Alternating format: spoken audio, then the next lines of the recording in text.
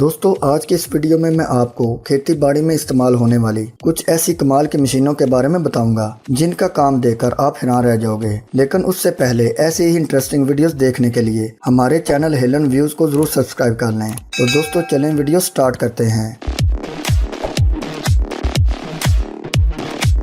Number 1، round bailor.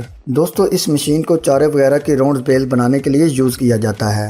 Round bailor کو tractor کے ساتھ اٹیچ کر کے چلایا جاتا ہے۔ اس مشین کو چارے وغیرہ کے اوپر چلایا جاتا ہے جس سے یہ مشین نیچے موجود چارے کو اپنے اندر کھینچ کر اکٹھا کرتی جاتی ہے اور پھر تھوڑی دیر بعد چارے کی راؤنڈ بیل بنا کر انہیں باہر چھوڑتی جاتی ہے۔ اس مشین کے استعمال سے آپ زیادہ سے زیادہ چارے کو کم سائز میں اکٹھا کر کے رکھ سکتے ہیں۔ Number 2، bed farming.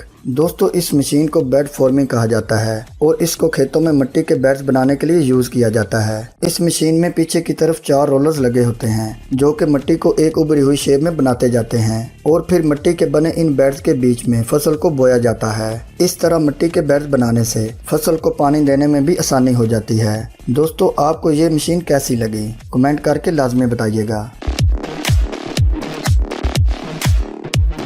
نمبر 3، ٹینکو 1320۔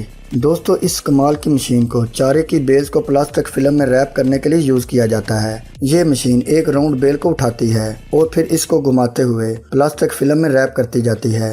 جب یہ مشین راؤنڈ بیل کو اچھی طرح ریپ کر دیتی ہے تو پھر اس میں لگے تیز بلیڈز کی مدد سے پلاسٹک فلم کو کاٹ کر زمین پر گراتی جاتی ہے۔ اس طرح پلاسٹک فلم سے ریپ کی گئی چارے کی بیلز کو لمبے عرصے کے لیے سٹور کیا جا سکتا ہے اور ضرورت پڑنے پر آپ اس چارے کو دوبارہ استعمال کر سکتے ہیں۔